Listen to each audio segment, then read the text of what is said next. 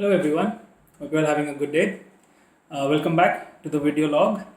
So today I'm going to be covering something which I've covered multiple times before, but I'm going to throw some light on it from a different perspective today. I'm sure all of you are aware that our Honorable Prime Minister Narendra Modi recently launched the Fit India movement. And you would be surprised actually to know that we are actually the diabetic capital of the world. And this is something which we had anticipated a while ago, but the figure kind of stands at 7.2 crores. I mean, that's a huge number. And what's even more surprising is that the number of obese people in the country exceeds 13 crore people. What is sad actually is that in a country like ours, in which we pride ourselves so much on the knowledge that we possess and considering how many brilliant minds we've had in the field of science, it's pretty sad that we're actually suffering so much and these numbers are so high. Personally, I've been dealing with diabetics for over 5 or 6 years now. I mean, I've dealt with thousands of them, helped a lot of them reverse it. Some of them are managing it very well without medication. And what I would like to actually point out is that it actually starts with one's own mindset. Okay, just because someone's been following a certain kind of lifestyle when it comes to nutrition, exercise, or anything for that matter, their work pattern, their sleep pattern, just because they've been doing it a certain way and they feel सब ठीक तो चल रहा है इसमें और क्या problem है doesn't mean they can carry on living that way. आप कुछ कर रहे थे बहुत समय से इसका मतलब ये नहीं कि आप ठीक कर रहे थे. देखिए, हमारी बॉडी कल्चर और इमोशन के बेसिस पे नहीं चलती है, साइंस के बेसिस पे चलती है. ठीक है, तो किसी को भी अगर डायबिटीज़ है, हार्ट की प्रॉब्लम है, कुछ भी है, तो वो ये देख कर नहीं आएगी कि अरे आपके कल्चरल हैबिट्स ऐसी थी तो नहीं, इनको डायबिटीज़ नहीं हो सकती. सो इट्स वेरी इंपॉर्टेंट कि हम अपना माइंड सेट चेंज करें. जस्ट बाय द वे मैं टाइप 2 डायबिटीज़ की बात कर रहा हूँ. I am talking about type 2 diabetes which is actually reversible and totally preventable. So let's start with some notable causes that actually are responsible for type 2 diabetes. Another statistic that was revealed recently was that 54% Indians are actually inactive. I mean, having a sedentary lifestyle is probably the worst thing one can do. We are animals who are actually supposed to live outdoors. We are supposed to be active. So sedentary lifestyle is not something that actually goes well with our body. And it is one of the primary reasons that we develop things like type 2 diabetes. Processed food, processed refined foods, thinking that we can eat breads, brown breads. No, you can't eat brown bread because that's nothing but just maida mixed with coloring. All right. Consuming things like sugar alternates like aspartame and sucralose or artificial sweeteners. You might be cutting out the calories, but they have far more negative impacts on the body. Eating these so-called diet foods and sugar alternates. Do you know if any company can claim that their food is devoid of sugar by writing no added sugar? But instead of sugar, they'd add one of these artificial sweeteners or something like fructose syrup, corn syrup, which technically is not sugar, but it's actually more harmful. Next up, another one which is the top of the list is our stress levels. We actually have high uncontrolled stress. Now, this could be work related. It could be because we do not exercise enough. That also causes adverse effects. It affects our blood pressure. It causes weight gain. Inadvertently, it causes a rise in the cortisol level. So basically, that's stress on the body. And then not to mention the mental stress that we have because of our work and daily chores, other lifestyle habits. I mean, those are things that we really need to control. Lastly, maybe I'd just like to highlight the sleep. Sleep quality has also greatly been compromised, maybe because of social media or maybe too much of screen time. Then on the whole, there is lack of activity, poor nutrition.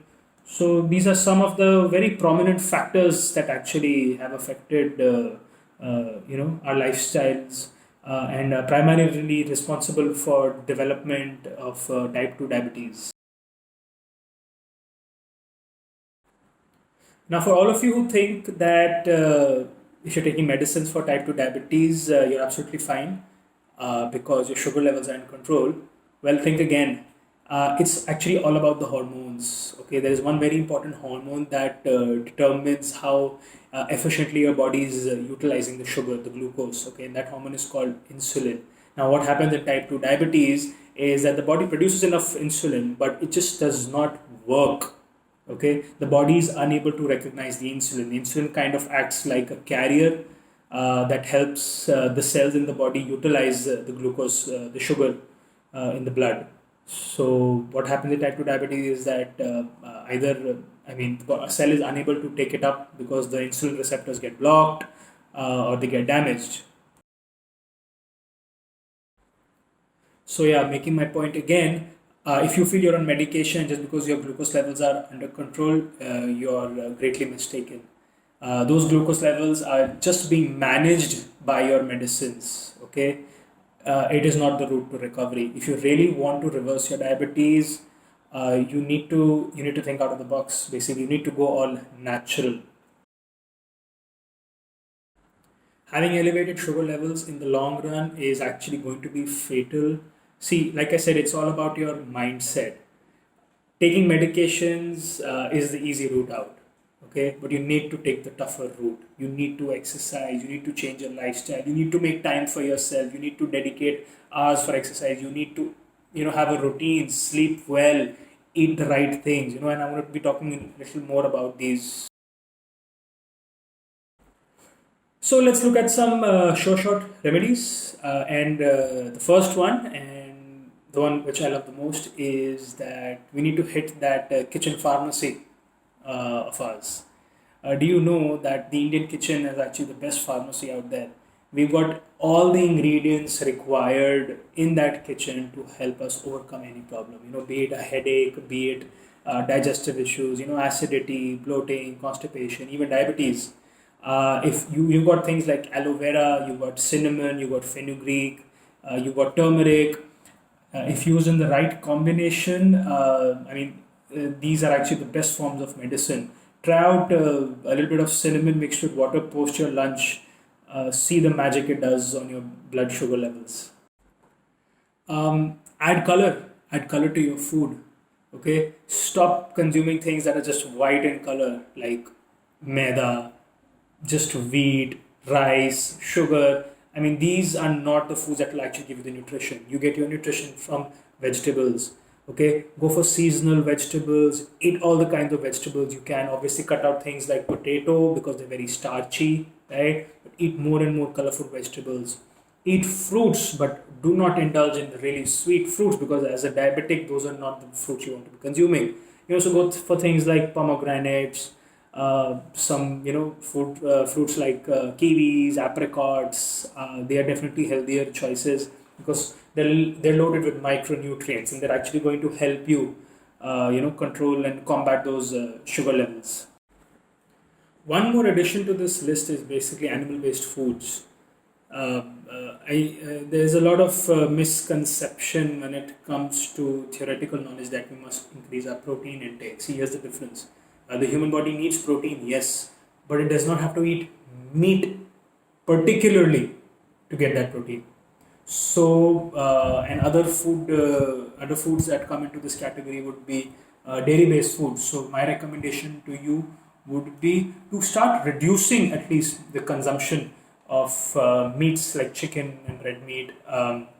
Start reducing the consumption of milk and curd, for example. What these will do will not only improve insulin sensitivity, but they will help reduce insulin resistance in the body. Okay, it will help regulate hormones better. So that's another addition that you should definitely be making.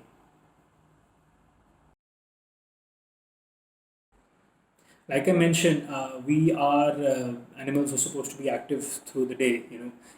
Get your walks in. See, walking is something that we do not need to calculate. If you ask me, we're supposed to be walking the entire day. This just the fact that we sit around and laze around isn't going to provide us any solution. So walk a lot. I know we've all got pedometers. We're all counting our steps. So even if you are doing that, fine, great. Try to get 10 to 15,000 steps done. But besides that, you really need to exercise. What you need to do is pick out anything. You can start with something like yoga. You like to dance, go dance. If you want to play a sport, go play a sport. Otherwise, for people who are actually serious about it, who want to incorporate the whole jing bang, indulge yourself in some functional high intensity activity like CrossFit. If you want, go to the gym, lift some weights. They're all going to help you bring those sugar levels down. For all of you who are stressed, and trust me, there's a huge number. I mean, if ICMR had to come up with a figure for that, I think it would cover the entire population because we're stressed in some form or the other. Meditate, okay? I mean, exercising and making these changes are absolutely free of cost. We don't need to think so much.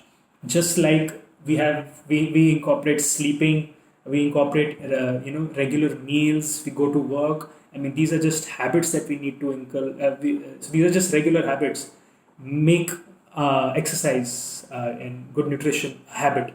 Okay, inculcate it into your daily routine. So meditating will help calm those nerves, bring down those stress hormones, help regulate insulin function a lot better.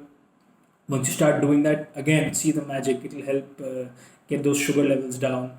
It will help you control those stress levels. In fact, it will help improve the quality of sleep. It will help you at your workplace. Your efficiency at work will also go up. So I mentioned about sleep being a factor, right? And how do we improve the quality of sleep? It's very easy to say that improve the quality of your sleep. Well, there are simple techniques that you can adopt. For starters, couple of hours before you go to sleep, get away from your screens. If you want to read a book, chit chat with a friend, with your spouse, with your parents, with your siblings, but get away from those screens. You don't want that blue light fooling your brain into thinking that it's a daytime right now. Try to eat in a timely manner at night.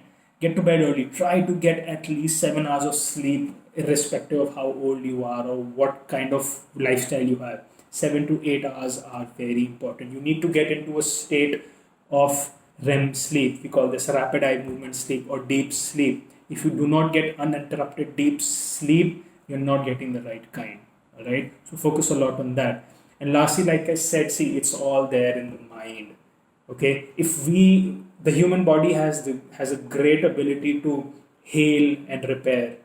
Okay, I'm sure we've heard of stories of people who've been involved in the worst kind of accidents, where doctors have told them that you really cannot do anything. We've seen sportsmen who've been told that you cannot run or you can't do anything again, but it's their strong will and the desire that actually makes them overcome these obstacles.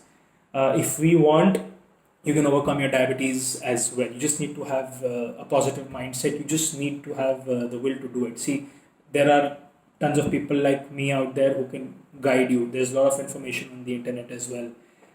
Imbibe whatever you can. Be a well-informed person. Okay, that's the first step. But be open to learning. If you're open to learning, you can find the cure. You can find the remedy for yourself. So I hope this was informative. I'll be back soon with another segment, okay? But don't neglect your health at all, okay? Watch out for your nutrition, be active, okay? In a nutshell, that's all I'd like to say. All right, all the best.